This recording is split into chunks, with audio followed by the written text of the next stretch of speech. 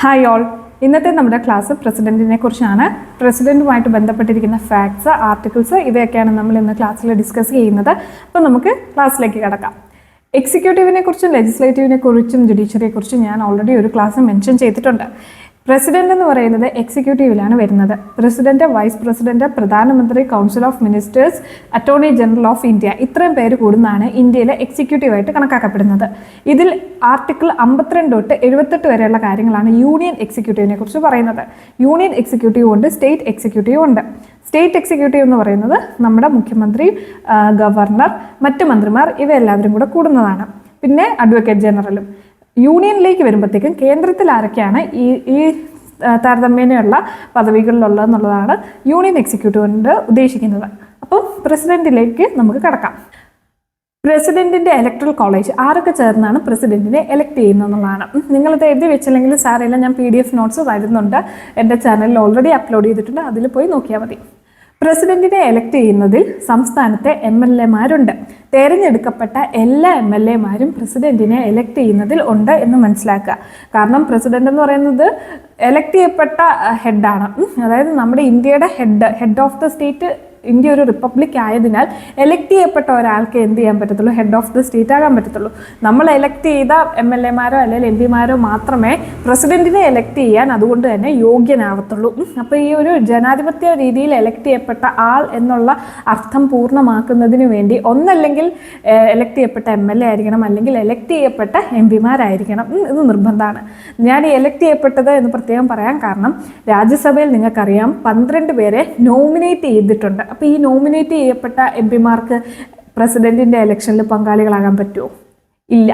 അപ്പം നിങ്ങൾക്കൊരു ചോദ്യം ചിലപ്പോൾ ചാൻസ് ഉണ്ട്, പ്രസിഡന്റിന്റെ ഇലക്ഷനിൽ പാർലമെന്റിലെ എല്ലാ MP മാരും പങ്കെടുക്കുന്നുണ്ട്. അങ്ങനെയൊക്കെ ഒരു ചോദ്യം ചോദിക്കുകയാണെങ്കിൽ അത് സ്വാഭാവികമായിട്ടും അത് തെറ്റാൻ ചാൻസ് ഉണ്ട്. കാരണം എല്ലാ MP മാരും പങ്കെടുക്കത്തില്ല, പ്രത്യേകിച്ചും രാജ്യസഭയിൽ. കാരണം നോമിനേറ്റ് ചെയ്യപ്പെട്ട ആളുകൾക്ക് എന്തിന് അവകാശമില്ല? പ്രസിഡന്റിന്റെ ഇലക്ഷന് വോട്ട് ചെയ്യാൻ അവകാശമില്ല എന്നുള്ള കാര്യം ഓർക്കാം. പിന്നെ സംസ്ഥാനങ്ങളിലേക്ക് വരുമ്പോൾ നമ്മൾ തിരഞ്ഞെടുത്ത MLA മാർക്ക് മാത്രമേ എന്തിന് അവകാശമുള്ളൂ? പ്രസിഡന്റിന്റെ ഇലക്ഷന് വോട്ട് ചെയ്യാൻ അവകാശമുള്ളൂ. പിന്നെ നമ്മുടെ കേരളത്തിൽ ലെജിസ്ലേറ്റീവ് അസംബ്ലി മാത്രമേ ഉള്ളൂ, നിയമസഭ മാത്രമേ ഉള്ളൂ. പക്ഷേ വലിയ വലിയ സംസ്ഥാനങ്ങളിൽ ലെജിസ്ലേറ്റീവ് അസംബ്ലി ലോവർ ഹൗസും അപ്പർ ഹൗസും എന്നുള്ള രീതിയിൽ, അതായത് പാർലമെൻറ്റ് എടുക്കുകയാണെങ്കിൽ രാജ്യസഭ പോലെ വേറൊരു ഹൗസും കൂടെ വലിയ വലിയ സംസ്ഥാനങ്ങൾക്കുണ്ട്, നിയമസഭ പോരാതെ. അതിന് ലെജിസ്ലേറ്റീവ് കൗൺസിൽ എന്ന് പറയും. അപ്പം ഈ ലെജിസ്ലേറ്റീവ് കൗൺസിലും നിയമസഭയും കൂടിയായിരിക്കും അങ്ങനെയുള്ള അടുത്തൊക്കെ ഭരണങ്ങളും കാര്യങ്ങളും ഒക്കെ നടത്തുന്നത്. അപ്പം ഇങ്ങനെ വലിയ വലിയ സംസ്ഥാനങ്ങളിലെ ലെജിസ്ലേറ്റീവ് കൗൺസിലിലെ മെമ്പേഴ്സേ അതിൻ്റെ അകത്തില്ല എന്നുള്ളതും ഓർക്കണം. ചിലപ്പം ഓപ്ഷനിൽ വരാൻ ചാൻസ് ഉണ്ട്. ഇന്ത്യൻ പ്രസിഡന്റിന്റെ ഇലക്ഷനിൽ പങ്കെടുക്കുന്നവർ ആരൊക്കെ? മെമ്പേഴ്സ് ഓഫ് ലെജിസ്ലേറ്റീവ് കൗൺസിൽ എന്നാണ് കാണുന്നതെങ്കിൽ, ലെജിസ്ലേറ്റീവ് കൗൺസിൽ എന്നാണ് കാണുന്നതെങ്കിൽ ദയവ് ചെയ്ത് അത് നിയമസഭയാണെന്ന് വിചാരിച്ച് ഓടിച്ചെന്ന് ലെജിസ്ലേറ്റീവ് അസംബ്ലി എന്നുള്ള രീതിയിൽ നിങ്ങൾ ചെന്ന് ശരിയാണെന്ന് വിചാരിക്കരുത്. ലെജിസ്ലേറ്റീവ് കൗൺസിൽ വേറെ, ലെജിസ്ലേറ്റീവ് അസംബ്ലി വേറെ. നമ്മുടെ കേരളത്തിൽ നമുക്ക് ലെജിസ്ലേറ്റീവ് അസംബ്ലി മാത്രമേ ഉള്ളൂ. അതുകൊണ്ടാണ് നമുക്ക് ഈ ലെജിസ്ലേറ്റീവ് കൗൺസിൽ ഒരു പുതിയ അറിവായിട്ട് നിൽക്കുന്നത്. വലിയ വലിയ സംസ്ഥാനങ്ങളിൽ പോപ്പുലേഷൻ കൂടുതലുള്ളത് കൊണ്ട് പ്രതിനിധികളുടെ അല്ലെങ്കിൽ ആ ഒരു സാന്നിധ്യം കൂട്ടുന്നതിന് വേണ്ടി ലെജിസ്ലേറ്റീവ് കൗൺസിലും ഉണ്ട്. ഈ ലെജിസ്ലേറ്റീവ് കൗൺസിൽ എന്ന് പറഞ്ഞാൽ സംസ്ഥാനങ്ങൾക്ക് ഈസി ആയിട്ട് എടുത്ത് കളയാനും കൊണ്ട് കയറ്റി വെക്കാനും ഒക്കെ പറ്റുന്ന ഒരു ബോഡിയാണെന്നും കൂടെ ഓർക്കാം. അപ്പോൾ ലെജിസ്ലേറ്റീവ് കൗൺസിലിലെ മെമ്പേഴ്സ് ഒട്ടും തന്നെ എന്തിൽ ഇല്ല? പ്രസിഡന്റിന്റെ ഇലക്ഷൻ ഇല്ല എന്നുള്ള കാര്യം മനസ്സിലാക്കണം. ഓക്കെ. അപ്പം MLA മാരും MP മാരും എലക്ട് ചെയ്യപ്പെട്ട ലെജിസ്ലേറ്റീവ് അസംബ്ലിയിലെയും പാർലമെന്റിലെയും MP മാരും MLA മാരും മാത്രമാണ് പ്രസിഡന്റിന്റെ ഇലക്ഷനിലുള്ളതെന്നുള്ള കാര്യം ഓർത്തിരിക്കുക. ഓക്കെ. ഓരോ MLA-യുടെയും ഓരോ MP-യുടെയും വോട്ടുകൾ എങ്ങനെയാണ് കണക്കാക്കുന്നത് എന്നുള്ളതിന് പ്രത്യേകം ഇക്വേഷൻസ് ഉണ്ട്. അത് ഞാൻ എൻ്റെ നോട്ട്സിൽ അടയാളപ്പെടുത്തിയിട്ടുണ്ട്. അപ്പോൾ ആ നോട്ട്സ് വായിച്ചാൽ നിങ്ങൾക്ക് മനസ്സിലാവും. ജസ്റ്റ് ഒന്ന് കാണാതെ പഠിക്കുക. ഒരു കാര്യം മാത്രം ഓർക്കുക, MLA-മാരുടെ വോട്ടുകൾ വ്യത്യാസമായിട്ടിരിക്കും. ഓരോ സംസ്ഥാനത്തിലെ MLA-യുടെ വോട്ടുകൾ ഡിഫറൻ്റ് ആയിരിക്കും. അതിന് കാരണം MLA-മാരുടെ വോട്ടിൻ്റെ വാല്യൂ നിർണ്ണയിക്കുന്നതിൽ അതത് സംസ്ഥാനങ്ങളിലെ പോപ്പുലേഷന് വലിയ ഒരു പ്രാധാന്യമുണ്ട്. പോപ്പുലേഷൻ വെച്ച് ഡിവൈഡ് ചെയ്തിട്ടാണ് കണ്ടെത്തുന്നത് MLA-യുടെ വോട്ടിൻ്റെ വാല്യൂ നിർണ്ണയിക്കുന്നത്. അപ്പോൾ അതുകൊണ്ട് തന്നെ ഓരോ സംസ്ഥാനത്തും ഓരോ പോപ്പുലേഷനാണ്. ഈവൻ ദോ അതിന് പ്രൊപ്പോർഷനായിട്ട് MLA-മാരുടെ സീറ്റുകളുടെ എണ്ണം ഉണ്ടെങ്കിൽ പോലും, അല്ലെങ്കിൽ MP-മാരുടെ ആ സീറ്റ്സിൻ്റെ ഒക്കെ എണ്ണം പ്രൊപ്പോർഷണൽ ആണെങ്കിൽ പോലും ഇതിലൊരു ചെറിയ ഏറ്റക്കുറച്ചിലുകൾ MLA-മാരുടെ സീറ്റുകൾ MLA-മാരുടെ വോട്ടിൻ്റെ വാല്യൂവിനുണ്ട് എന്നുള്ള മനസ്സിലാക്കുക. പക്ഷേ MP-മാരുടെ വോട്ടിൻ്റെ വാല്യൂ വരുമ്പോഴത്തേക്കും പാർലമെൻറ്റിൽ രാജ്യസഭയിലുള്ള എം പിമാരുടെയും ലോക്സഭയിലുള്ള എം പിമാരുടെയും വോട്ടിൻ്റെ വാല്യൂ എപ്പോഴും സെയിം ആയിരിക്കും. കേരളത്തിലുള്ള എം പിയുടെയും തമിഴ്നാട്ടിലുള്ള എം പിയുടെയും വോട്ടിൻ്റെ വില എപ്പോഴും സെയിം ആയിരിക്കും. എം പിമാർക്ക് ഒരൊറ്റ വാല്യൂ ഉള്ള വോട്ടേ ഉള്ളൂ എന്നുള്ള കാര്യം ഓർക്കുക. പക്ഷേ MLA-മാരുടെ ഓരോ സംസ്ഥാനങ്ങളുടെയും പോപ്പുലേഷൻ അനുസരിച്ച് മാറ്റമുണ്ട് എന്നുള്ള കാര്യം കൂടെ ഓർക്കുക.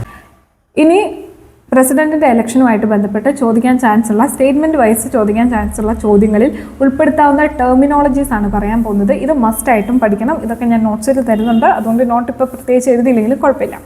ഒന്നാമത്തേന്ന് പറഞ്ഞാൽ പ്രൊപ്പോർഷണൽ റെപ്രസെൻറ്റേഷൻ. പ്രസിഡന്റിനെ എലക്ട് ചെയ്യുന്നത് പ്രൊപ്പോർഷണൽ റെപ്രസെൻറ്റേഷൻ വഴിയാണ് എന്ന് കണ്ടാൽ അത് യെസ് എന്ന് വേണം കരുതാൻ.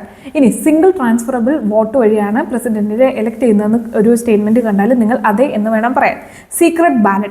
സീക്രട്ട് ബാലറ്റ് ഈ 3 വാക്കുകൾ proportional representation, secret ballot, single transferable vote, ഈ 3 വാക്കുകൾ കണ്ടാലും പ്രസിഡന്റിൻ്റെ ഇലക്ഷനുമായിട്ട് ബന്ധപ്പെട്ടിരിക്കുന്നു എന്നുള്ള കാര്യം നിങ്ങൾ ഓർമ്മ വെക്കണം.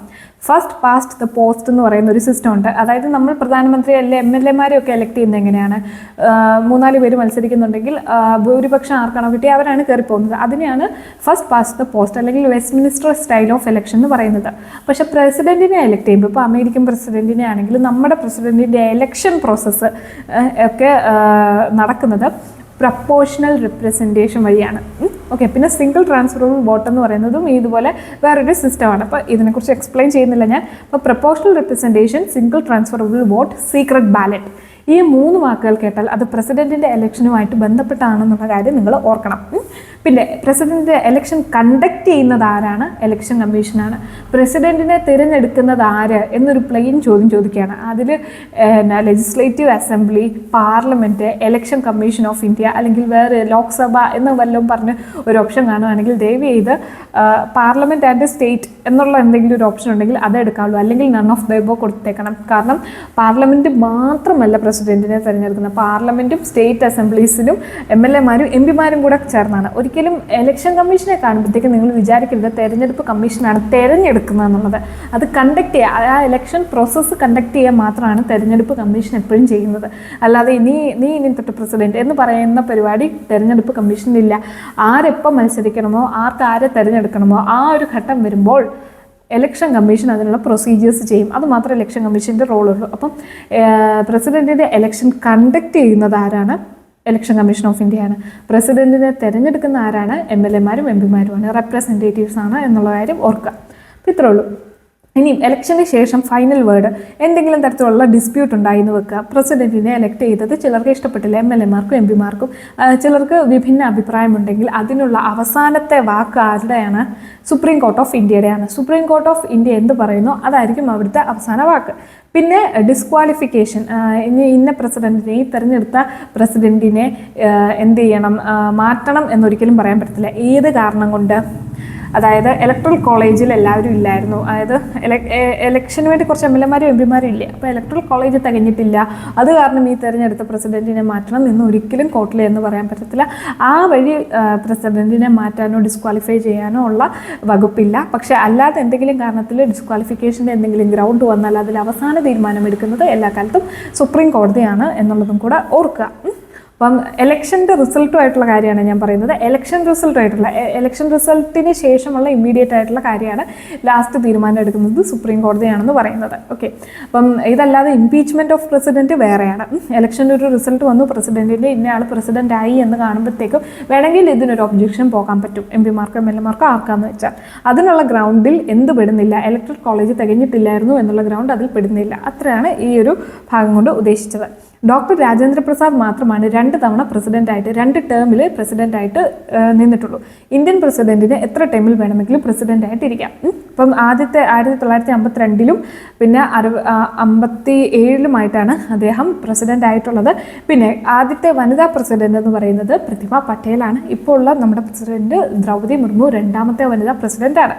ഓക്കെ, KR നാരായണനാണ് കേരളത്തിൽ നിന്നുള്ള ആദ്യത്തെ പ്രസിഡന്റ്. പിന്നെ ക്വാളിഫിക്കേഷൻ വരുമ്പോഴത്തേക്കും പ്രസിഡൻ്റായിട്ട് മത്സരിക്കുന്ന ആൾ 35 വയസ്സ് തികയണം. പിന്നെ ഇന്ത്യയിലെ സിറ്റിസൺ ആയിരിക്കണം. ലോക്സഭ ഇലക്ഷന് എലിജിബിൾ ആകാൻ, അതായത് ഒരു ലോക്സഭയിലെ എം പി ആകണം, രാജ്യസഭയിലെ അല്ല, ഒരു ലോക്സഭയിലെ എം പി ആകാൻ എന്തൊക്കെ ക്വാളിഫിക്കേഷനാണോ ഒരു വ്യക്തിക്ക് വേണ്ടത്, ആ ക്വാളിഫിക്കേഷനൊക്കെ തികഞ്ഞൊരു വ്യക്തിയായിരിക്കണം പ്രസിഡൻ്റായിട്ട് മത്സരിക്കേണ്ടത്. അതിൻ്റെ അർത്ഥം ലോക്സഭയിലെ മെമ്പറിനെ പറ്റത്തുള്ളൂ എന്നല്ല. പ്രസിഡൻ്റായിട്ട് എലക്ട് ചെയ്യുന്ന വ്യക്തി ഒരു തരത്തിലുള്ള ഓഫീസ് ഓഫ് പ്രോഫിറ്റ് എന്ന് പറയും. എന്താണ് ഓഫീസ് ഓഫ് പ്രോഫിറ്റ്? അതായത് മറ്റൊരു ഓഫീസും ഹോൾഡ് ചെയ്യരുത്. നിങ്ങൾ ആ പേര് കേട്ടൊന്നും പേടിക്കേണ്ട. അതായത് വേറൊരു ഓഫീസ്, വേറൊരു ഗവൺമെൻറ് ജോലി ചെയ്തുകൊണ്ടിരിക്കുക, അല്ലെങ്കിൽ വേറെ എന്തെങ്കിലും ഗവൺമെൻറ്റിന് ഇമ്പോർട്ടൻ്റ് ആയിട്ടുള്ള ഒരു പോസ്റ്റിൽ നിൽക്കെ, ഉത്തരവാദിത്തപരമായിട്ടുള്ള ഒരു പദവി കൈകാര്യം ചെയ്തുകൊണ്ടിരിക്കെ ഒരിക്കലും ആ പദവിയിൽ നിന്നുകൊണ്ട് പ്രസിഡൻ്റ് ആകാൻ പറ്റത്തില്ല. ഇന്ത്യയിലെ പ്രസിഡൻറ്റ് മാത്രം എന്നുള്ളൊരു പണിയെ ചെയ്യാൻ പറ്റത്തുള്ളൂ. അപ്പം വേറെ ഒന്നും തന്നെ അദ്ദേഹത്തിന് ചെയ്യാൻ സാധിക്കത്തില്ല. അതായത് ഒരു സമയം 2 പോസ്റ്റുകൾ ഒരു കാരണവശാലും അദ്ദേഹത്തിന് എന്ത് ചെയ്യാൻ പറ്റത്തില്ല, കൈകാര്യം ചെയ്യാൻ പറ്റത്തില്ല. അപ്പം അത്രയും കാര്യങ്ങൾ ഓർത്തിരിക്കുക. പിന്നെ ഇതിൻ്റെ ഒരു നോമിനേഷൻ, പ്രസിഡൻറ്റിൻ്റെ നോമിനേഷൻ വരുമ്പോഴത്തേക്കും ഇപ്പം ഏതെങ്കിലും ഒരു വ്യക്തിക്ക്, ഞാൻ പറഞ്ഞല്ലോ 35 വയസ്സുള്ള ഇന്ത്യൻ പൗരനായിട്ടുള്ള ലോക്സഭയിൽ മത്സരിക്കാൻ എലിജിബിലിറ്റി ഉള്ള ആർക്കും പ്രസിഡൻ്റായിട്ട് മത്സരിക്കാം. ഇതിനെന്താ വേണ്ടതെന്ന് ചോദിച്ചാൽ 50 പേര് എന്ത് ചെയ്യണം, പ്രസിഡൻറ്റിൻ്റെ നോമിനേഷന്, ഒരു വ്യക്തിക്ക് പ്രസിഡൻ്റ് ആവണം, ഒരു പ്രസിഡൻറ്റ് കാൻഡിഡേറ്റ് വന്നാൽ 50 പേര് ആ വ്യക്തിയെ നോമിനേറ്റ് ചെയ്യണം. MLA-മാരോ MP-മാരോ ആയിട്ട് അവരെ പ്രപ്പോസേഴ്സ്, 50 പേരുടെ പ്രപ്പോസൽ ഇനിഷ്യലി, മിനിമം 50 പേരുടെയെങ്കിലും പ്രപ്പോസൽ പ്രസിഡൻറ്റിന് ഇനിഷ്യലി ഉണ്ടാവണം, ആ കാൻഡിഡേറ്റിന്. ഓക്കെ, കാൻഡിഡേറ്റിന് 50 പേരുടെ പ്രപ്പോസൽ വേണം. പ്ലസ് പിന്നെ ഒരു 50 പേരുടേത് സെക്കൻഡേഴ്സ് എന്നും പറഞ്ഞുകൊണ്ട് ആ പ്രപ്പോസലിനെ താങ്ങിക്കൊണ്ട് വേറെ 50 പേര് വീണ്ടും എന്ത് ചെയ്യണം, ഈ ഒരു പ്രപ്പോസലിനെ താങ്ങണം. അപ്പോൾ അങ്ങനെ 100 പേരുടെ ഒരു നോമിനേഷനുള്ള ഒരു കൺസെൻറ്റ് വേണം ഇവർക്ക്, പ്രസിഡൻ്റായിട്ട് മത്സരിക്കുന്ന കാൻഡിഡേറ്റിന്. 50 പേര് പ്രപ്പോസേഴ്സും 50 പേര് സെക്കൻഡേഴ്സും ആയിട്ട് വേണം. ഇത്രയും കാര്യങ്ങൾ ഓർക്കുക. പിന്നെ 15 രൂപ, 15,000 റുപ്പീസ് RBIയിൽ കെട്ടിയും വെക്കണം. പ്രസിഡന്റ് ഇലക്ഷന് തോറ്റാൽ ആ 15,000 നമുക്ക് കിട്ടത്തില്ല. പണ്ടെന്ന് പറഞ്ഞാൽ 2,500 അങ്ങനെ വളരെ ചെറിയ തുകയായിരുന്നു പ്രസിഡന്റിന് RBIയിൽ കെട്ടിവെക്കേണ്ട തുക. RBIയിലാണ് കെട്ടിവെക്കേണ്ടതെന്നുള്ള കാര്യം ഓർക്കുക. 10 പേര് മതിയായിരുന്നു പ്രപ്പോസേഴ്സായിട്ട് സെക്കൻഡേഴ്സായിട്ടും. പക്ഷേ ഈ 10 പേരും ഈ കുറച്ച് പൈസയൊക്കെ വരുമ്പോഴത്തേക്കും കുറേ ആളുകൾ എന്ത് ചെയ്യും, വന്ന് മത്സരിക്കും. ഇപ്പം 100 പേര് പിന്താങ്ങണം, എന്നാലേ എന്ത് ചെയ്യാൻ പറ്റത്തുള്ളൂ, പ്രസിഡൻ്റായിട്ട് ഒരാൾക്ക് മത്സരിക്കാൻ പറ്റത്തുള്ളൂ, ആ ഒരു നോമിനേഷൻ കൊടുക്കാൻ പറ്റത്തുള്ളൂ. അല്ലാത്ത പക്ഷം പണ്ടായിരുന്നെങ്കിൽ 10 പേരും 20 പേര് പിന്താങ്ങിയാൽ മതിയായിരുന്നു. അങ്ങനെ 20 പേര് പിന്താങ്ങി കഴിഞ്ഞാൽ കുറേ പേര് കാണും മത്സരിക്കാൻ വരാൻ. അപ്പം സീരിയസ് അല്ലാത്ത കാൻഡിഡേറ്റ്സിനെ പ്രോത്സാഹിപ്പിക്കാതിരിക്കാൻ വേണ്ടിയാണ് ഇങ്ങനെ 50 പേരെന്നുള്ള ഒരു നമ്പർ വെച്ചിരിക്കുന്നത്. പിന്നെ പ്രസിഡൻറ്റിൻ്റെ ഓത്ത്, പ്രസിഡന്റ് പ്രതിജ്ഞ ചൊല്ലുന്നത് ആരാണ് പറഞ്ഞു കൊടുക്കുന്നത്? നമ്മുടെ ചീഫ് ജസ്റ്റിസ് ഓഫ് ഇന്ത്യ ആണ് പ്രസിഡന്റിന് പ്രതിജ്ഞ പറഞ്ഞു കൊടുക്കുന്നത് എന്നുള്ളത് ഓർക്കുക. ഓക്കെ, അപ്പം 16 പ്രസിഡന്റുമാരാണ് ഇതുവരെ ഉള്ളത്. ദ്രൗപദി മുർമു 16ാമത്തെ പ്രസിഡന്റാണ് എന്നുള്ള കാര്യം കൂടെ ഓർക്കുക.